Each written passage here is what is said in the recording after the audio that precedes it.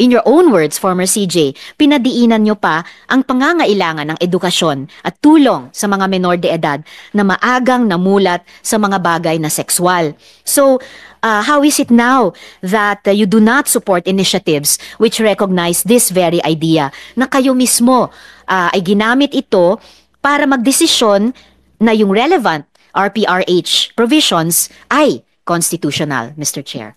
Pero for the record, Mr. Chair, hindi po iyan yung sagot ng good former CJ ang sinabi ninyo po noon. Dahil dun po sa decision ninyo sa RPRH law na binasa ko po yung ilang bahagi, wala po tungkol sa paglimita sa life-threatening situations lamang. At malinaw po yun sa ipinut on record kung muli. Malinaw po sa records ng korte ang paliwanag po ninyo noon sa inyong desisyon at iniiba lamang sa sagot nyo ngayon. Pero it stands for the record. Yun po ang desisyon ko nyo noon. Bilang isa sa nagpasya rito, may ilan pong akong mga tanong sa good former CJ Sereno.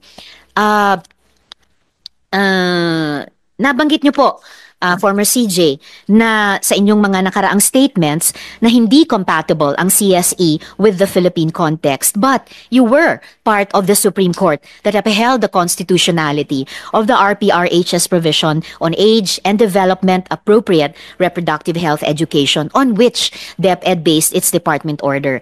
Pero hindi po ba, former CJ, sinabi nyo sa concurring opinion nyo sa RPRH law na, quote, nangangailangan ding mabigyan ng kaalaman ang menor de edad na nanganak o nagkaroon ng miscarriage.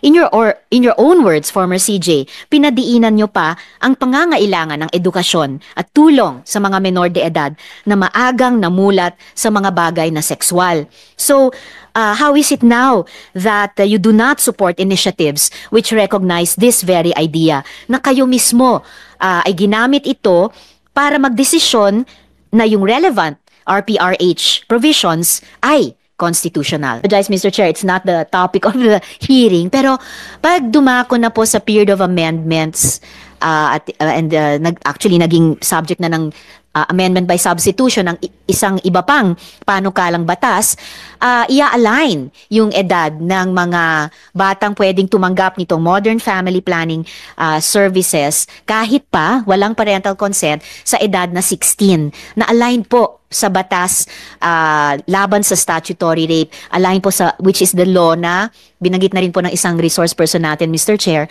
yung batas tungkol sa statutory age of consent. Dahil kung kinikilala po natin na yung ating mga kabataan ay nandun sa ganyang mga sitwasyon at may karapatan magdesisyon, ay equip din po natin sila sa impormasyon,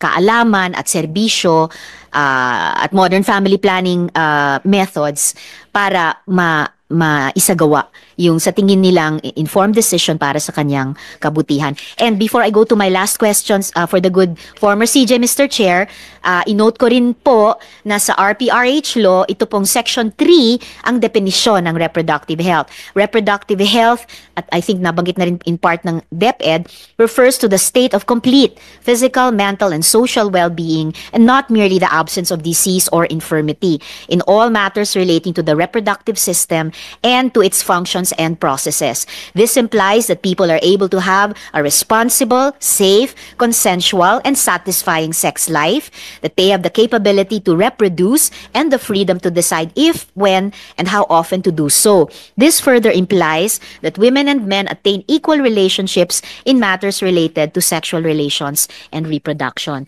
So just moving, Mr. Chair, to my last couple of questions for the good former CJ.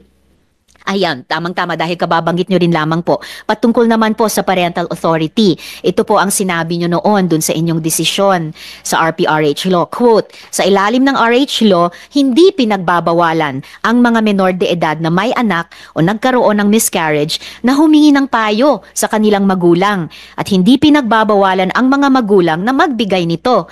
Pinapalagay na hangad lamang ng mga magulang ang makabubuti para sa sa kanilang anak.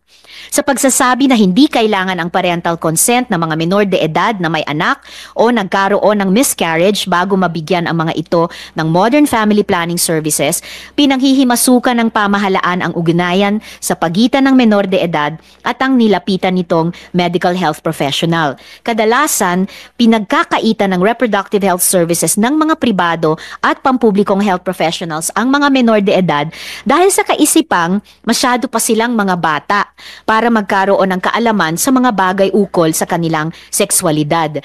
Ang paghingi ng parental consent ang madalas na dahilan upang tanggihan ang ganitong pagsangguni ng mga kabataan. Minsan nga, hinihiya pa ang mga ito. Ngunit, kailangang tandaan na nagdalang tao na ang mga menor de edad na ito at hindi na masasabing wala silang muwang pagdating sa mga bagay na sexual, close quote.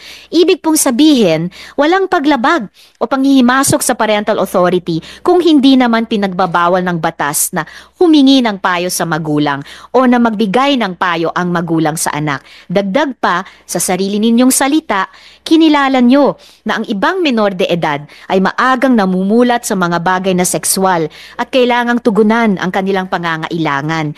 Hindi dapat maging balakid na minsan hinihiya pa ang mga batang ito. So, good former CJ, masasabi niyo po ba na ang desisyon niyong iyon ay base sa ating 1987 Constitution at naaayon sa batas, Mr. Chair?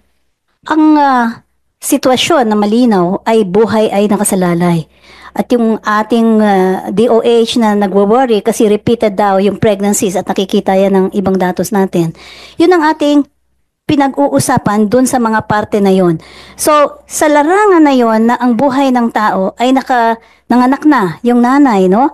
Hindi maaring hindi tulungan natin. Kailangan nating pagtulungan at importante na kung magiging balakid ang pagtulong sa ina, ay isantabi na muna yung objection ng magulang sa ganong sitwasyon. Sa ganong sitwasyon. Okay, marami po tayong pinag-uusapan dito about the health of the mother.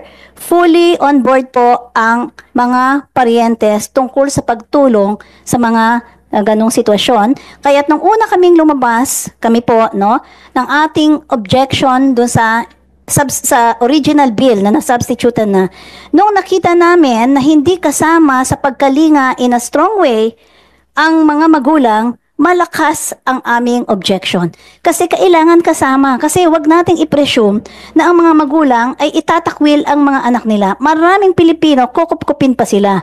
So yung attitude at approach, kailangan ayusin natin sa anumang bill na ating gagawin.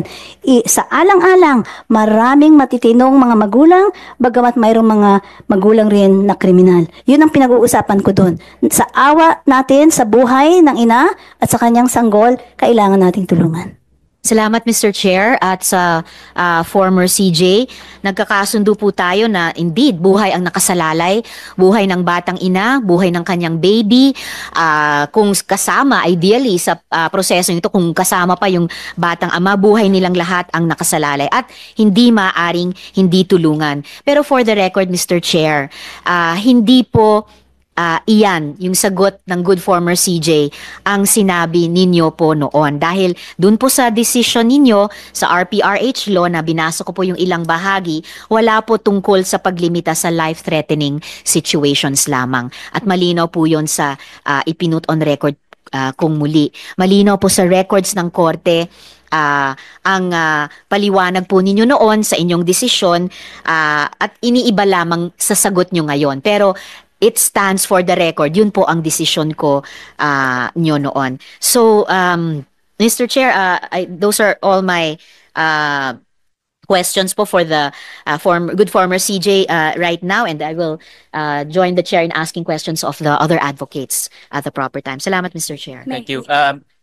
Before we move on to the other resource person, we'll hear from CJ Sereno and then Asek Domingo. Okay. Ang context no ng RH law is very different.